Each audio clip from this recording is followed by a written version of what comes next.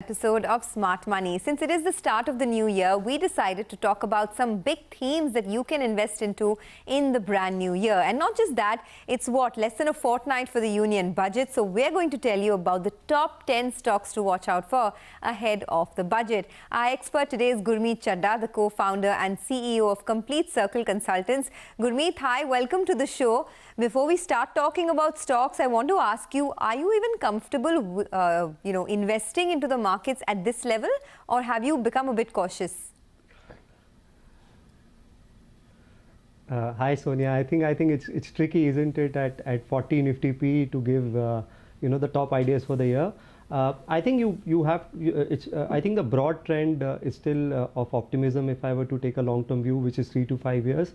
But yes, there is a merit in looking at some near-term caution. So look for some margin of safety. It could be in form of earnings support. It could be in form of any economic moat the company has, valuations. So one has to not let the guard down right now.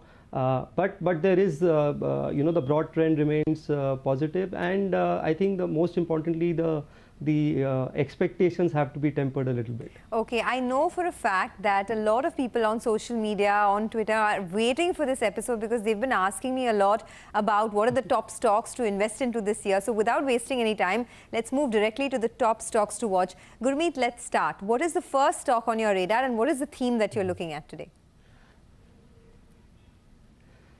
So Sonia, the first theme I think is clear evidence of pickup in housing.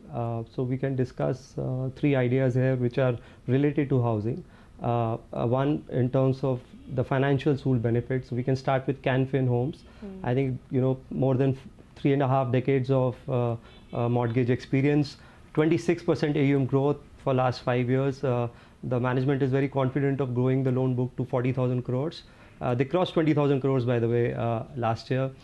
Great names, almost hovering around 4% now. I think amongst the best asset quality. Whenever you look at lenders, you also always start bottom up in terms of how granular the loan mix is. 75% salaried base, and I was looking at the delinquency number. It's hardly there. In fact, only amongst their client base, only 0.5% people have lost jobs, and around 4-5% have had salary cuts. So that tells you that it remains robust, and I think it's a great play in both in affordable housing as well as the overall revival in housing. So Can Fin, great return ratios as well is the first one. And then we have ICICI Bank, the bellwether private sector bank. Very, very impressed with how the retail lending has done the heavy lifting in last 4 years. The corporate loan book now is just 35%. Retail is actually, if you see the Feb and now lending levels, they are more than 100% on the retail lending side. Great digital initiatives. I'm very impressed with this iStack, which is this 5-layer of customer onboarding, account opening, lending, third party, everything on the digital front. Even the corporate banking outlook looks very, very good, Sonia. Look at the CASA ratio, 44% CASA in the overall liability mix. And as I keep saying, always look at the bottom. So They have additional provision other than the PCR, at almost 1.3% of the overall loans. That tells you that the credit shocks or any would not be much. And I think another 2 or 3 quarters of good performance, you could see more re-rating and it being clubbed with the likes of HDFC and Kotak. Okay, so the first 2 stocks that Gurmeet has mentioned, Can Fin Homes and ICICI Bank, I'm sure a lot of you would say that these are well-discovered, boring stocks, as a lot of you, would comment. But I just want to assure you that on our show, Smart Money, we are here to give you dependable stocks. We're here to give you wealth creators. And it is in many of these boring franchises that they help create help create wealth for retail investors. So this is, I guess, the way to go. Gurmeet, what about, you spoke about this whole housing finance theme. Any of the life insurance guys that you like, is this a space that also would feature in your list? Absolutely. In fact, I like a lot of them, but since we are only here to discuss 10, so I picked HDFC Life. Again, argument being bellwether. Now, the recent market share is 8% on a individual APE basis. LIC still commands more than 70% in this 6 lakh crore life insurance market. great persistency ratios. For viewers, it is policies which cross 1 year, 13 months, 55 months. That's when the profitability comes from. Their VNB, which is value to new business, which is a measure of the profitability, is growing at some 25-30%. The VNB margins are at 25%, amongst the best, and great product mix. I think ULIP, non-participating, participating, annuity. I think it's a perfect product mix for a life insurer. I expect them to garner market share more from state-run insurers and other private players. So from 8%, the market share in, let's say, next 3-4 years can probably go to 14-15%, and the embedded value can actually multiply to 2.5-3x. So that's another insurance stock one can look at. But this is a stock, I think, if I'm not wrong, you've been betting on for the last 1.5 years, right? Do you think that this stock has run up a lot? I mean, is the meat out of the stock already? We're showing the chart as well from Jan 20 to 21. It's been a big move. You think there's more money to be made here? Yeah, it's a more structured secular play. Sonia, you're right. The stock has run up. In fact, been positive since the IPO of HDFC Life. And I think the more important metric is, as I said, if you recollect FY 2000-2010, the entire life insurance industry grew at 25%. 10 to 20 was moderation, more from FY 12 to 17. So as I said, I expect the sector to grow 12-14%. Within that, HDFC Life to outperform the sector, which it is doing right now. And as I said, solvency ratios, persistency ratios, ROEVs, best in class. So it's a steady compounder, much like what's happened with private banks over PSU banks, I think will play out with insurers versus state-run insurance in the next 5 years. Okay, so for all of you who've just joined in, we're talking about long-term wealth creators and how to build a portfolio and create wealth for yourself over the next 1 to 2 years. And the stocks that Gurmeet has featured for us, one, of course, is the bellwether ICICI Bank. Can Fin Homes is something that he likes for the medium to longer term. HDFC Life in the life insurer space. Now let's talk about some of the smaller names, some of the non-index names. In that, you like a stock like APL Apollo. Now, this is within the tubes industry. So are you still playing the housing theme here, or I mean this whole infrastructure theme? Absolutely, Sonia. So why I like APL Apollo is for 3 reasons. One, they've generated almost in first half, despite a seasonally weak quarter, last quarter, they've generated like more than 650 crores of cash flows, which has brought down their debt to almost negligible now. It's on course to be a debt-free company. Gained market share, was 30% in 2018. Probably by the end of the year, you'll be more than 50% market share. Continues to launch value-added products. So now the value-added mix is now more than 40% of the overall revenue mix, which means the margins would be sustainable for longer periods of time. Net working capital cycle reduced. Lot of focus on rural areas. And there's this new plant at Secunderabad, I think, which will further, there's some shortage, by the way, in a lot of these steel tubes and all, as far as my channel checks. So I think more units going live will add to the operating leverage also playing out in due course. Okay, so this is a long-term story. And what is before we take a break, what is your next stock, your 5th stock for the day? So again, it's Polycab. So one reason has been that the company is now transforming from a B2B to a more a B2C player, both in wires as well as fast-moving electrical goods. I'm very constructive on this fast-moving electrical goods space because still large part of the market is unorganized. So if you see Polycab, which is a leader in wires and cables, has only 12% market share. So imagine the size of the and the opportunity here, the size of the opportunity here. On the FMEG, I think that's one vertical where it can add almost 30% to the top line next 2-3 years. Currently, it's about 800 crore PAT, with 17,000 crore market cap. So that's like 18-19 times, much more reasonable compared to a Havells or a Crompton and some of the other peers. Lot of initiatives going in expanding distribution reach, on branding. So I play this as a company which is transforming to become a B2C player, and with growing top line and better margins. Okay, but at 1190, I'm sure the valuations are not cheap. It's gone up substantially, right? Anything you'd have to say on that front? I mean, on this steep run-up that we've seen? Not really, Sonia. If you see even at 1200, you would be 17,500 odd crores market cap, which is at about 18-19 times earnings. nothing comparable to Havells and others. So as I said, I'm not saying 18 times is cheap. Fortunately, we are in this kind of a market where you have to say that 18 times is relatively better. Yeah. But as I said, it's transforming from a B2B to B2C player. And when you do that, there is a re-rating in your multiple. You're more like a consumer good electrical goods company than a pure wire and cabling, institutional bidder. Okay, so that's the big trigger for Polycab, that it is transforming from a business to a business to consumer player, B2C player, and there's perhaps a lot of opportunity in that space. All right, we've spoken about 5 stocks till now, Gurmeet. Before we take a break, any disclosures that you want to give our viewers? So out of these 5, invested in 3 of them, which personally invested and been invested for much longer. As I said, these are themes not for this year or the budget. The budget would be a trigger for housing, but these are more medium to long term themes one can buy, and more staggered buying would always be better at such valuations. Okay, ladies and gentlemen, long-term, stable wealth creators is what we are trying to bring to you.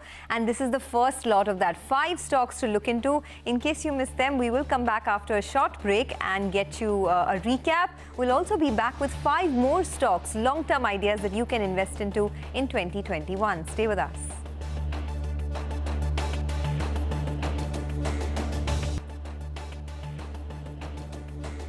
Welcome back, folks. You're watching Smart Money on CNBC TV 18. Now, our theme this week has been to find you, that is our viewers, stable, good quality companies with good promoters, good corporate governance, so that whichever way the market goes, your portfolio is protected. We have been in conversation with Gurmeet Chadha, the co-founder and CEO of Complete Circle Consultants. And before the break, Gurmeet gave us 5 such ideas. So I'm going to just replay those ideas on our screen.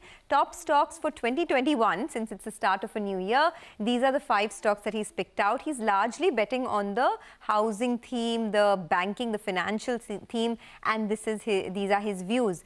Gurmeet, let's move on. What is the next stock on your list? You have liked this stock, I think, for the longest time. And I remember in our last Insta Live, since you mentioned Tata Consumer, the stock went up about 80% from there. But tell us, is it still worth a buy? Absolutely, Sonia. I think Tata Consumer to me is probably a 5-10 year story. So I tell you, suppose the merger, I think there are a lot of synergies which have worked out, both in terms of operational synergies, the reach. Now they're almost covering 200 million households in the combined entity.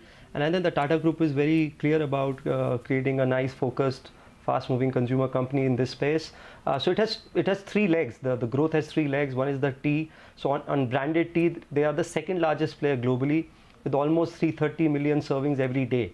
And tea, despite being a matured segment, they have managed double-digit volume growth for more than 10 years. So I think that will continue. Yes, the rising tea prices in the interim have been a bit of a drag on margins, but those are cyclical things and will happen, take care of themselves. Then you have the salt, Tata Salt, which has been the bellwether brand for them. That continues. It's in the emerged entities now, part of the Tata Consumer business. And then the 3rd leg, which I am most positive about, is Tata Sampann. Tata Sampann, if you see, is into pulses and spices. Pulses, for viewers, is a 1.5 lakh crore market, which is 90% unorganized, right? And which means that you have 15,000 crores of organized market, of which Tata Sampann is, let's say, 2,000 crores. So I think there's a huge opportunity here. So your dal, tur, chana, urad, I think, so what's happened to tea, coffee, salt, atta will happen now to, pulses. Even spices, for example, is a 60,000 crore market. Again, with 70% market being unorganized. So I think this is a 5-7 year consumption behavior pattern change which will play out. And Tata has a great image in terms of the trust they command, especially in the consumption space. And lastly, I think the Starbucks JV will see some turnaround. I think it was on the verge of turnaround when COVID hit us. All the stores are now back to almost 85% pre-COVID sales. So from a drag on the bottom line, this would probably add to the EBITDA as we go ahead. So pretty long-term story for me. Okay, Still. in fact, I was just thinking of grabbing a cup of coffee post this show, right? So I get you're talking about the big surge in demand. But jokes apart, I mean, someone on Smart Money earlier was telling us, buy stocks whose products you consume. And you eat salt every day, you drink a cup of tea every day, you eat pulses every day. So I guess this is a no-brainer. Gurmeet, which is the next stock? Yeah. So I think there's a lot of euphoria around Sonia, around specialty chemicals, pharma. You know, I would like to caution viewers in terms of how to pick this space and be more fundamental in their understanding. You know, because it's easy to get carried away by the momentum in some of the mid and small cap names we have seen. So I'll start with pharma. So while we've discovered Divi's Labs multiple times, Sonia, so I'll cover the next one which I like in the CDMO contract research space is Neuland Labs. I think obviously the stock has run up. Optically looks very, very expensive. But whenever I look at pharma stocks, especially in, I look at what are the complex chemistry skills they are building up to, right? So in oral peptide, there are hardly any Indian players. They have about 4 or 5 molecules right now in complex chemistry where I think the opportunity is more than $1 billion. In fact, if you see one of the molecule which is Teva's Austedo, there's already talks of it hitting almost like $1 billion, adding maybe $20-25 to the EPS in the long run. So robust pipeline, you know, almost 288 patents and 900 DMF filings. So great track record with the US FDA. We often ignore this aspect in pharma, and this can really, you know, hit you hard if you have any adverse, you know, inspection reports. Almost 12 successful US FDA inspection reports. So I'm giving these details so that, you know, when you look at pharma stocks, you go level 2. It's a complicated space to be in. So Neuland, you know, I like, and there are a couple of specialty chemical names I like. I was going to, in fact, come to that. There are 2 specialty chemical names you like, and both seem well discovered, right? PI Industries is one that has created a lot of wealth for investors in the past. Aarti Industries is the other one. What do you see as the incremental triggers for both these names? Sure. So I think Aarti, if you see, it's a benzene-based chemistry player with specialization in nitrochlorobenzene. In fact, they go up to 6th level derivative of benzene. So very strong chemistry skills. Also, they have this cost plus contract model, which ensures that the margins are levered and you're not really taken aback by, you know, either disruption in raw material cost. More than 125 products, you know, they have 600 plus clients, so very, very well diversified. They did a capex almost 3,000 crores last 3 years. One of them, if you recollect, there was some cancellation on which they will get 900 crores, plus they will be able to use that facility. The other 2 also, I'm expecting them to annually add 500, 600 crore to the top line. So I expect their top line to continue growing at 25-30%. 5-year ROC, if you see, is 20-21%. And I think the specialty chemical space, we are in for a longer haul as this China plus alternative opportunity plays out and exports, you know, gather momentum. So I think we are still in the early or maybe, you know, the mid cycle stage as far as, you know, this particular space is concerned. PI, well discovered, you know, discussed at length. I think the recent QIP to me will go more towards their pharma intermediary and the allied sectors. If you see their margin, Sonia, a lot of people see PI movement, but if you see their margins from 14% in FY 15-16, if I remember correctly, we are already at 25%. And the fact that they have transformed into a knowledge-based IP partner now, and not just a pure agrochemical and a custom synthesis play, is what is playing out. Last 6 quarters, I think I've seen the order book at $1.5 billion in the custom synthesis space. I think that's a very, very big number. My sense is their profits from here can become 2-3x. I don't want to preempt it, but I think they could probably start in maybe 2 years, 3 years, reaching scale at which UPL operates in terms of top line and bottom line with much better margin profile. Okay, and I think we have just a minute to go, Gurmeet. So you think you can squeeze in the last stock in that, which would be your last stock in your 10 on 10? Yeah, so you know, I like gas as a theme, Sonia. I think this, you know, the Gujarat gas fits in the bill. Either the key trigger is the banning of Morbi tiles by US, the Chinese exports. You know, there's a ban on competing dirty fuels, so industrial units are shifting to PNG from propane. 60% sale comes from Morbi, which is the main part of the revenue growth for Gujarat. And I think gas is the future, whether it is industrial units, whether it is domestic consumption. I think gas has a clear future. So I like Gujarat Gas since there's paucity of time, so I'll just restrict it there. Yeah, okay. Well, you've done it. You've finished just in time. But I'm going to quickly ask you your disclosures. Any of the stocks that you spoke about recently, any personal holdings there? So I hold Tata Consumer, I hold PI Industries amongst the stocks we discussed in the second half of the show. So, yeah. Okay, and then we're going to get a quick recap plate of the stocks that Gurmeet has spoken about. As I said, our focus is really so that you, our viewer, the retail investor, can create a long-term portfolio that can weather a lot of storms that come in this market, and there are many, as we know. This is the second set of the top stocks of 2021. PI Industries, Gujarat Gas, Tata Consumer, Newland Lab and Aarti Industries. And this is the first set: ICICI Bank, HDFC Life, Polycab, Canfin Homes, APL Apollo Tubes. What do all of these stocks have in common? Great businesses, good promoters, high corporate governance. Most of them are market leaders and they are in a thriving industry. Well, Gurmeet, thanks a lot for joining us and taking us through the top themes and stocks to invest into in 2021. With that, it's curtains down on another edition of Smart Money. Thanks for watching.